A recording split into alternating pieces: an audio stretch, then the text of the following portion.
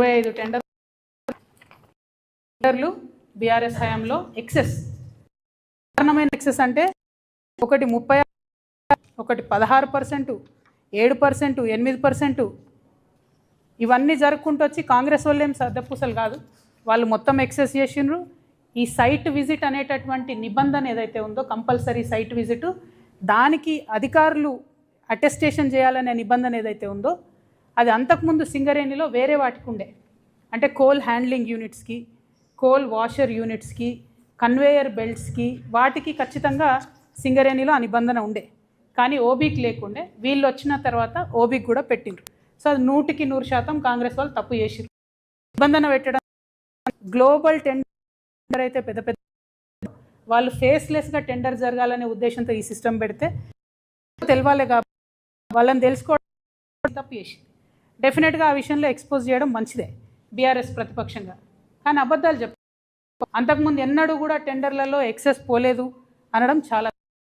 ఇప్పుడు ఇంకో కామెడీ ఏంటంటే గుంటనక్క గారు, అదేవిధంగా నమస్తే తెలంగాణ, అదేవిధంగా టీ న్యూస్, అదేవిధంగా కేటీఆర్ గారు మొత్తం ఎంతసేపు దీన్ని ఎట్లా చేస్తున్నారంటే స్మాల్ ఫిష్ను వదిలేసి బిగ్ ఫిష్, చిన్న చేప పిల్లను పట్టుకున్నట్టు అని కాపాడుతున్నారు.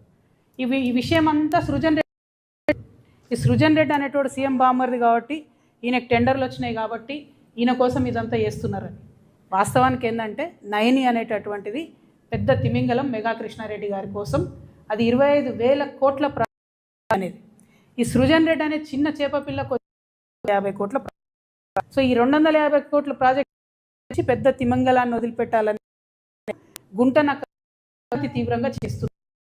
ఇక్కడ అంటే ఫస్ట్ నుంచి కూడా గారికి ఈ సృజన్ రెడ్డి ఇచ్చిందే, ఈ సృజన్ రెడ్డి అంటోనికి టెండర్ ఇచ్చిందే, ఈ సృజన్ రెడ్డి అంటోని కాంట్రాక్ట్ గుంటనక్క. ఆయన సృజన్ రెడ్డికి మొదటి కాంట్రాక్ట్ వస్తుంది. ఇదే సింగరేణి వచ్చినాయి బొగ్గు గనులు బీఆర్ఎస్ హయాంలో. అప్పుడు సృజన్ రెడ్డి రేవంత్ రెడ్డి బావమరదని. ఇవాళ నేనేమంటున్నా, కోసం ఎక్స్పోజ్ చేస్తున్నారు, కార్మికుల కోసం చేస్తురా, సింగరేణి సంస్థను కాపాడడం కోసం చేస్తురా, నిరోధించడానికి లేకపోతే కాపాడడానికి. ఆ విషయం ఇవాళ ప్రజల వద్ద నేను స్పష్టంగా చెప్పదలిచిన. ఇంకొక మాట ఈ గుంటనక్క ఏమంటారు, ఎంత దారుణం అంటే it is an insult to entire Dalit community. I'm telling you. బట్టి విక్రమార్క గారికి నేను లెటర్ రాయను, కిషన్ రెడ్డి గారికి రాస్తా. బట్టి విక్రమార్క గారు power minister, he has every power in his hand to cancel the tender. ఆయన చేసిండు కూడా నేను టెండర్ క్యాన్సిల్. మరి మీకేమైంది లెటర్ రాయడానికి? ప్రధాన ప్రతిపక్షానికి ఉప ముఖ్యమంత్రి గారు, పవర్ మినిస్టరు, అట్లీస్ట్ మీరు రాయాలి కదా లెటర్. మేము అడుగుతూ ఉన్నాం, మేమేం డిమాండ్ చేస్తున్నామంటే అసలు ఈ ఎండిఓ సిస్టమ్ ఉండకూడదు. ఎండిఓ అంటే సులభంగా ఏంటంటే సింగరేణికి ఆల్రెడీ ఉన్న బొగ్గు గనికి కంప్లీట్గా లీజ్ ఇచ్చేటటువంటి వ్యవహారం. అంటే మట్టి వాళ్ళే తీసుకుంటారు, బొగ్గు వాళ్ళే తీసుకుంటారు, తీసుకున్న బొగ్గును కూడా వాళ్ళే అమ్ముకుంటారు. అట్లా కాకుండా సింగరేణికి మొత్తం ఇప్పటి వరకు 19 ఓపెన్ కాస్ట్ మైన్లు ఉంటాయి, 22 అండర్ గ్రౌండ్ మైన్లు ఉంటాయి. ఈ 19 ఓపెన్ కాస్ట్ మైన్లలో వచ్చే లాభంతోనే 22 అండర్ గ్రౌండ్ మైన్లో అత్యవసరంగా వచ్చేటటువంటి లాభాలను సస్టైన్ చేస్తూ కంపెనీని నిలబెట్టుకుంటూ కార్మికులను కాపాడుకుంటూ ముందుకు పోతుంటారు. ఇప్పుడు ఉన్న మైన్లన్నీ మీరు వేరే వాళ్ళకి ఇచ్చేస్తే, ఆ ప్రాఫిట్ అంతా వేరే వాళ్ళకి వెళ్ళిపోతే సింగరేణికి ఏం మిగులుతుంది? ఇవాళ మేము చెప్తా ఉన్నాం, మార్చిలో కూడా సింగరేణికి జీతాలు ఇవ్వడానికి డబ్బులు లేవు.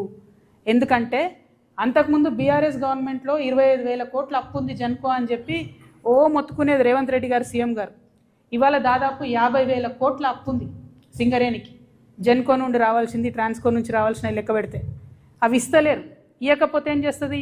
సింగరేణి జీతాలు ఇవ్వాల్సిన ప్రతిసారి కూడా బ్యాంకుకు పోయి అప్పు తెచ్చుకుంటాం, మళ్ళీ దానికి మిత్తి కట్టాలి, మళ్ళీ నెక్స్ట్ మంత్ జీతాలకు మళ్ళీ పోవాలి, మళ్ళీ అది బర్డెన్ అవుతుంది. సో అల్టిమేట్గా ఆల్రెడీ నష్టాలలో ఉన్న సంస్థను పూర్తిగా కిల్ చేసేటటువంటి ప్రయత్నం తప్పితే ఇది సింగరేణికి కానీ, సింగరేణి కార్మికులకు కానీ, తెలంగాణకు కానీ లాభమయ్యే అంశం కాదు. మేము తెలంగాణ జాగృతి తరఫున బట్టి విక్రమార్క గారికి ఉత్తరం రాస్తూ ఉన్నాం. ఎండిఓ సిస్టమ్ దయచేసి రద్దు చేయండి. మీరు ఆల్రెడీ 90 టెండర్స్ రద్దు చేసిండ్రు. Let Singareni do it's open cast in 90. ఎందుకు చేయలేం మనం? అక్కడెక్కడో రాజస్థాన్లో పోయి పవర్ ప్లాంట్ పెడతారు, ఇంకెక్కడో గుజరాత్లో పోయి ఇంకో ప్లాంట్ పెడతారు. ఒరిస్సాకు పోయి మీరు చేయండి ఓపెన్ కాస్ట్. ఎందుకు చేయరు? ఇప్పుడు ఈ ప్రైవేట్ కాంట్రాక్టర్ కూడా పోవాల్సిందే కదా. మీరు ఒరిస్సాకు ఓపెన్ కాస్ట్ చేస్తే అక్కడ వచ్చే ఉద్యోగం వచ్చే పిల్లాడు మనోడు వస్తాడు. తెలంగాణ వాడుకు 2 లక్షల రూపాయలు వస్తుంది, జీతాలు వస్తాయి, లాభాలలో వాటా వస్తుంది. ఆ లాభం 25,000 కోట్ల లాభం సింగరేణికి యాడ్ అవుతుంది. నా కార్మికుడికి ఆ లాభాలలో వాటా వస్తుంది. ఎండిఓ విధానం రద్దు చేయాలి. ఇదివరకు బీఆర్ఎస్ గవర్నమెంట్లో తాడిచెర్ల బ్లాక్ 1ని ఎండిఓ కింద ఏఎంఆర్ అనే కంపెనీకి ఇచ్చిండ్రు. ఇస్తే ఇప్పుడు అందులో లాభాలలో ఏ వాటా కూడా మనకు రాదు కదా. అది జెన్కోకి ఇచ్చిండ్రు, జెన్కో నుంచి ఏఎంఆర్కి ఇచ్చిండ్రు. ఏదొచ్చినా ట్రాన్సాక్షన్ వాళ్ళకైతుంది, మనకు పీనట్స్ వస్తాయి లీజ్ అమౌంట్. కోల్ అమ్ముకునే డబ్బు రాదు. మళ్ళీ ఘోరమైన విషయం ఏంటంటే తాడిచెర్ల కూడా గ్రేడ్ 9 కోల్, 9 కూడా చాలా మంచి గ్రేడ్ కోల్. 6,000 పైచీలకు ఒక టన్నుకు ధర వచ్చే కోల్, 4,000 3,500 వచ్చే కోల్ కాదు అది. దీన్ని 25 సంవత్సరాలకు మీరు ఆ పెద్ద తిమింగలానికి కట్టబెట్టే ప్రయత్నం చేస్తున్నారు. కాంగ్రెస్ పార్టీ యొక్క అవినీతిని గమనిస్తూ ఉన్నారు తెలంగాణ ప్రజలు. దయచేసి ఈ విధానాన్ని రద్దు చేసుకోండి.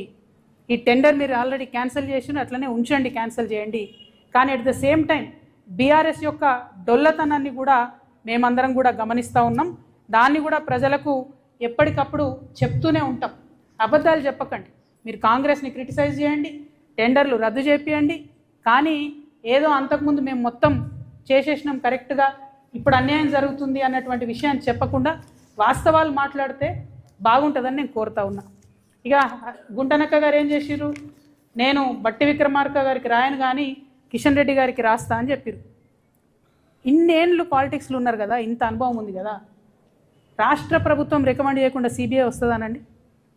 రాష్ట్ర ప్రభుత్వం అడగకుండా సిట్టింగ్ జడ్జి వస్తాడా? అంటే జస్ట్ షో. ఇక్కడ నుండి గుంటనక్క గారు మాట్లాడతారు, అక్కడ నుండి కిషన్ రెడ్డి గారు రెస్పాండ్ అవుతారు. రెస్పాండ్ అయ్యి వెంటనే మేఘాల మీద ఒక కమిటీ వేసారు. ఈ కమిటీలో ఒక మేడంని పెట్టిరు, ఆమెది పెద్ద ర్యాంక్ ఉంది, ఆమె చేసినా కూడా బాగుంటుంది. కానీ ఇంకొక ఆయనని పెట్టినరు, మారుపల్లి వెంకటేశ్వర్లు అనేటటువంటి వ్యక్తిని పెడితే వారు AGM rank, assistant general manager rank. ఆయన ఇక్కడ నుండి కోల్ ఇండియాకు పంపించారు. ఆయన ఆల్రెడీ అసిస్టెంట్ జనరల్ మేనేజర్. ఆయన ఇక్కడికి వచ్చి ఎవరిని అడుగుతాడు చెప్పు? తప్పు చేసిన వాడిని సీఎండీని అడుగుతాడు. ఆయన సీఎండీ గారితో మాట్లాడతాడా? మాట్లాడిన రిపోర్ట్ ఇస్తాడా? ఎందుకంటే ఈయన డిప్యూటేషన్ మీద పోయిండు, అయిపోయినాక మళ్ళీ వచ్చి సింగరేణిలో పనిచేయాలి. ఇది ఎందుకు వేసినట్టు అసలు ఈ కమిటీ అన్నది అర్థమవుతలేదు. కిషన్ రెడ్డి అన్నగారు దీనికి సమాధానం చెప్పాలి. ఇది కరెక్ట్ కాదు. నిజంగా మీరు వాస్తవాలు నిగ్గుదేల్చాలనుకుంటే సైట్ విజిట్ కంపల్సరీ అనే నిబంధనను క్యాన్సిల్ చేయాలి. గ్లోబల్ టెండర్లు, పారదర్శకమైన టెండర్లు అన్నీ ఓపెన్ కాస్ట్ మైన్లకు సింగరేణిలో పెట్టాలి. ఎండిఓ విధానాన్ని ఖచ్చితంగా రద్దు చేయాలని మేము డిమాండ్ చేస్తున్నాం. దాంతోపాటు కిషన్ రెడ్డి గారు నేను ఇంకొక మాట డిమాండ్ చేస్తున్నా. ఆంధ్రప్రదేశ్లో బొగ్గు నిక్షేపాలు ఉన్నాయి, తెలంగాణలో కూడా మన శ్రవణపల్లిలో, అట్లనే పెనగడపలో, సత్తుపల్లిలో, కళ్యాణకనిలో, కోయగూడెంలో, మన్గూరులో కొత్త టెండర్స్ కొత్తవి ఉన్నాయి బొగ్గు బ్లాకులు.